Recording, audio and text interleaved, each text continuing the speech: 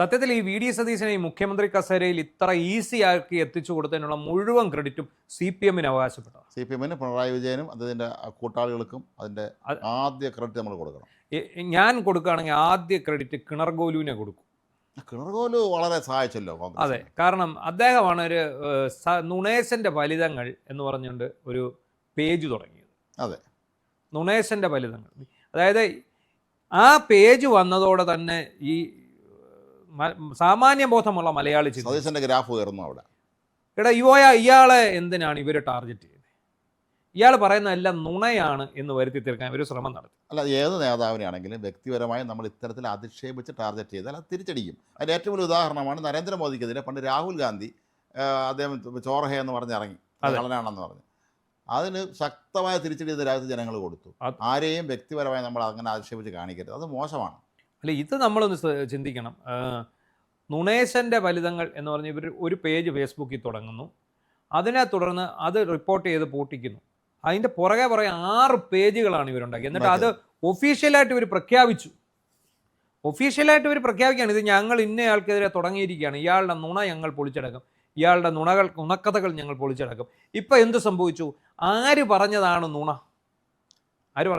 ഏതായാലും കിണർകോല് ഇപ്പോൾ ആഘോഷിക്കുകയായിരിക്കും. അച്ഛനോടുള്ള മറ്റന്മാർ ചെയ്തതിൻ്റെ മുഴുവൻ പ്രതികാരം വീട്ടി ആ അച്ഛൻ്റെ പടം വെച്ച് അദ്ദേഹം ഒന്ന് വിളക്കത്തിച്ച് പ്രാർത്ഥിക്കുകയായിരിക്കും. ഇതാ അച്ഛനെ നശിപ്പിച്ചവന്മാരെ ഞാനിതാ റെഡിയാക്കിയിട്ടുണ്ട് എന്ന് പറഞ്ഞ് ആനന്ദ നൃത്തം ചെയ്യുകയായിരിക്കും ഇപ്പം കിണർകോല്. ഇപ്പം സതീശൻ പറഞ്ഞത് നുണയല്ലെന്നും നുണ പറഞ്ഞത് നിങ്ങളാണെന്നും CPM-ന് ജനം മറുപടി കൊടുത്തു. അതെ, 102 സീറ്റ് ചരിത്രത്തിൽ ആദ്യമായിട്ടാണ്. അതെ, 102, 101 സീറ്റ് വരെ കിട്ടിയിട്ടുണ്ട്.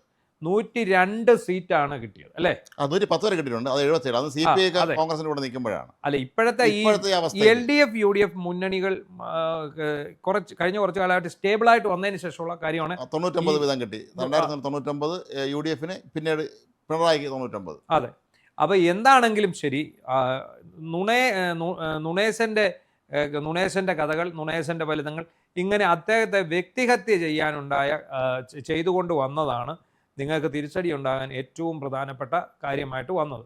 മാത്രമല്ല, ഒരുപാട് വ്യക്തിഗതമായ സതീശനെ അധിക്ഷേപിച്ചുകൊണ്ട് ഒരുപാട് കാര്യങ്ങൾ സോഷ്യൽ മീഡിയ ചെയ്തിട്ടുണ്ടായിരുന്നു വ്യക്തിപരമായി. അദ്ദേഹം അവരോട് അധിക്ഷേപിച്ചുകൊണ്ട്. അതുപോലെ ചില മുൻ കോൺഗ്രസ് നേതാക്കൾ, ഇപ്പോൾ അദ്ദേഹത്തിനെതിരെ മത്സരിച്ച വത്സല പ്രസന്നകുമാർ, BJP സ്ഥാനാർത്ഥി, അവർ അവിടുത്തെ മുനിസിപ്പൽ ചെയർപേഴ്സൺ ആണ്, കോൺഗ്രസിൻ്റെ മഹിളാ കോൺഗ്രസിൻ്റെ സംസ്ഥാന സെക്രട്ടറി എന്തൊക്കെ ആയിരുന്ന ഒരാളാണ്. അപ്പോൾ അവരെയാണ് BJP അവിടെ സ്ഥാനാർത്ഥി നിർത്തിയത്. അവർ ഇദ്ദേഹത്തിനെതിരെ പറയുന്നു. സിമി റോസ്ബെൽ ജോൺ, കോൺഗ്രസിൻ്റെ വലിയ എറണാകുളത്തെ പ്രമുഖ നേതാവായിരുന്നു, അവർ നിരന്തരമായി വ്യക്തിപരമായി അധിക്ഷേപിച്ചുകൊണ്ട് സതീശനെ രംഗത്തെത്തുന്നു.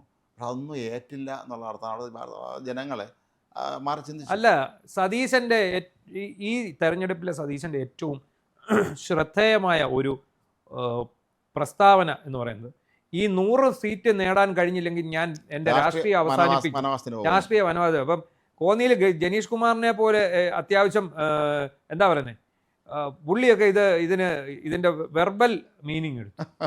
വനവാസത്തിന് വരുവാണോ? ശരി, എന്നാൽ നിങ്ങൾ ഇങ്ങോട്ട് വരും, ഇവിടെ വനമുണ്ടെന്ന്.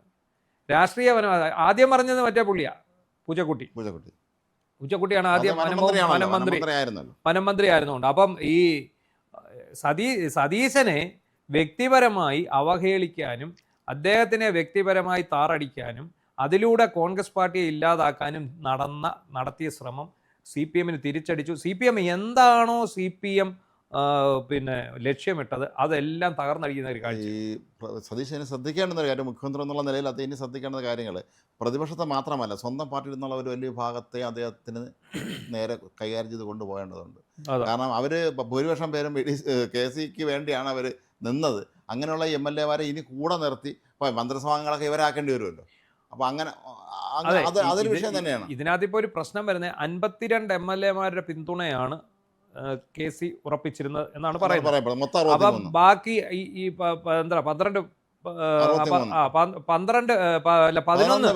11 പേര് മാത്രമാണ് സതീശനൊപ്പം നിലകൊണ്ടത്. 1-2 പേര് ചാഞ്ചാടി കളിച്ചു. 1-2 പേര് ചാഞ്ചാടി കളിച്ചു. അപ്പം ഇനിയിപ്പോൾ സതീശനെ സംബന്ധിച്ചോളം സതീശൻ മുഖ്യമന്ത്രി ആയി കഴിഞ്ഞു. ഇനി ഈ മറ്റുള്ളവരെ മൈൻഡ് ചെയ്യണ്ട എന്നൊരു തോന്നൽ വന്നാൽ അത് അപകടം. അല്ല, അദ്ദേഹം വളരെ തന്ത്രശാലിയാണ്. അദ്ദേഹം ഒരിക്കലും അങ്ങനെ ചെയ്യില്ല. ഇവരെയും കൂടെ ഒരുമിച്ച് അക്കോമഡേറ്റ് കൊണ്ടുപോയാൽ മാത്രമേ 5 വർഷം നേരെ പോകാൻ പറ്റുള്ളൂ. അല്ലെങ്കിൽ മന്ത്രിസഭയുടെ തുടക്കത്തിലെ പഴയ്ക്കും. 91 KK നാരായണൻ മന്ത്രിസഭയുടെ കാലത്ത് സംഭവിച്ചത് അത് തന്നെയാണ്. തുടക്കത്തിൽ മന്ത്രിമാരാക്കുന്ന കാര്യത്തിൽ വന്നപ്പോൾ AK ആന്റണി, അന്ന് AI ഗ്രൂപ്പല്ലേ ഉള്ളൂ, BM സുധീരൻ്റെ പേരാണ് ആദ്യം എഴുതി വെച്ചിരുന്നത്.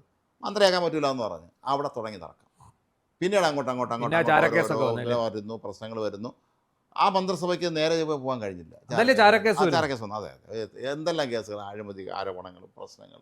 ശരിക്കും പറഞ്ഞാൽ കെ കരുണാകരനെ പോലുള്ള വളരെ രാഷ്ട്രീയ ഭീഷ്മാചാരൻ എന്നൊക്കെ പറയുന്ന കരുണാകരൻ പോലും പതറിപ്പോയി അവസാനം. അതിന് പിടിച്ചു നിൽക്കാൻ പറ്റാത്ത അവസ്ഥ വന്നു. അദ്ദേഹത്തിന്റെ കൂടെ നിന്നവര് അന്ന് അദ്ദേഹത്തിന്റെ പ്രസിദ്ധമായ ഡയലോഗാണ് പിന്നിൽ നിന്ന് കുത്തി, പിന്നിൽ നിന്ന് മുന്നിൽ നിന്ന് പിന്നിൽ നിന്നും കുത്തി രണ്ടിടത്തും കുത്തി എന്നാണ്. എന്നെ പിന്നിൽ നിന്ന് കുത്തി മുന്നിൽ നിന്നും കുത്തി എന്നാണ് അദ്ദേഹം പറഞ്ഞത്. അപ്പൊ ഈ സതീശൻ ഇരിക്കുന്നത് അത്ര സുഖമുള്ള കസേരയല്ല, തലയിൽ വന്നിരിക്കുന്നത് ഒരു മുൾക്കിരീടം തന്നെയാണ്. അത് പല രീതിയിൽ. ഒന്ന്, എന്താ പറയുന്നത്, ഭരണം നടത്തണമെങ്കിൽ സാമ്പത്തിക നില മെച്ചപ്പെടണം. സർക്കാരിന്റെ ഖജനാവിൽ ഒരു നയ പൈസ പോലും ഇല്ല. അവിടെ കേന്ദ്രം ഭരിക്കുന്നത് കോൺഗ്രസ് അല്ല, BJP ആണെന്നുള്ള. അതെ, അതൊന്ന്. പിന്നെ അതിനൊപ്പം തന്നെ ഉൾപാർട്ടിയിലെ ഈ നമ്മൾ നേരത്തെ പറഞ്ഞ കക്ഷികളെല്ലാം കൂടെ പൊരുത്തപ്പെടുത്തി കൊണ്ടുപോവുക ആരാണെന്നുള്ളത് വളരെ പ്രധാനമാണ്. ഇനിയിപ്പോ അടുത്ത അടി ഇപ്പം ഏതായാലും മുഖ്യമന്ത്രിയും മന്ത്രിമാരും ഘടകകക്ഷി മന്ത്രിമാരും തിങ്കളാഴ്ച സത്യപ്രതിജ്ഞ ചെയ്യും.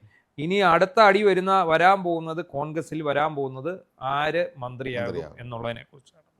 മന്ത്രിമാരെ എന്തായാലും ഈ തിങ്കളാഴ്ചത്തെ സത്യപ്രതിജ്ഞയ്ക്ക് ഈ മന്ത്രിമാരെല്ലാം ഉണ്ടാകുമോ എന്ന് ഉറപ്പില്ല. ഉണ്ടാകാതിരിക്കാനാണ് സാധ്യത.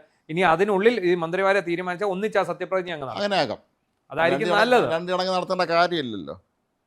അപ്പോൾ അതൊരു വളരെ പ്രധാനപ്പെട്ട കാര്യമാണ്. പക്ഷേ ഏതായാലും ഇവിടെ നമ്മൾ ശ്രദ്ധിക്കേണ്ടുന്ന കാര്യം, CPM-ന്റെ ഈ എല്ലാ നുണ നാടകങ്ങളും പൊളിഞ്ഞിറങ്ങിയിരിക്കുന്നു. കിണർകോലു അവസാനത്തെ ആണിയും കൂടി അടിച്ചു കൊടുത്തിട്ടാണ് പോയിരിക്കുന്നത്. പ്രതികാരം അദ്ദേഹത്തിന് പൂർത്തിയാക്കി. ഒരു നല്ല മകൻ എന്നുള്ള നിലയിൽ സത്യം പറഞ്ഞാൽ നമ്മൾ കിണർകോലിനെ അഭിനന്ദിക്കണം. നമ്മൾ സിനിമയിലെ കാണുന്നത് അച്ഛാ ഞാൻ എൻ്റെ ദൗത്യം പൂർത്തിയാക്കി, അവനെല്ലാം എഴുതി കാണിച്ചിട്ട് ഇറങ്ങി പോകേണ്ട അവസ്ഥയിലേക്ക് എത്തിച്ചു.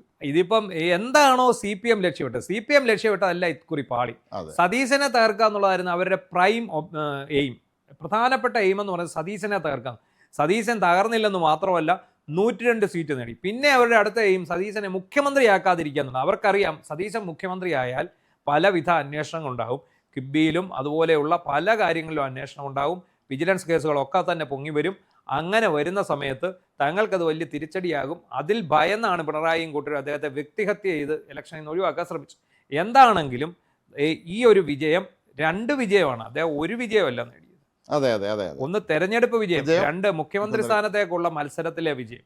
എന്തായാലും VD സതീശൻ വളരെ ശ്രദ്ധിച്ച് ഈ കൂടെയുള്ളവരെ ഒപ്പം നിർത്തി മുന്നോട്ട് പോവുകയാണെങ്കിൽ അദ്ദേഹത്തിന് 5 വർഷം തികയ്ക്കാം. അല്ലെങ്കിൽ ഇനി വേറെ ചോദ്യം കൂടെ വരുന്നുണ്ട്. VD സതീശൻ മുഖ്യമന്ത്രി ഇനി പ്രതിപക്ഷ നേതാവ് ആരായിരിക്കും എന്നുള്ളത് തീരുമാനിക്കേണ്ടത് അവിടെയാണ്. ഇനി അതാണ് വരാൻ പോകുന്ന ഒരാള്. നമുക്ക് ഇതിന് പറ്റിയ ഒരു ഇരയെ വേണമല്ലോ. നമ്മുടെ നാട്ടിലൊക്കെ തണ്ടി തണ്ടി വേണം. എനിക്ക് പറ്റിയ തണ്ടി അല്ലെന്നൊക്കെ പറയുന്നു. എന്താണെങ്കിലും സതീശനെ തകർക്കാൻ പോയ CPM സ്വയം തകർന്നു എന്ന് മാത്രമല്ല, ഒരു പ്രതിപക്ഷ നേതാവിനെ ഉണ്ടാക്കാൻ പോലും പറ്റാത്ത അവസ്ഥയിലേക്ക് താഴ്ന്നു എന്നുള്ളതാണ്.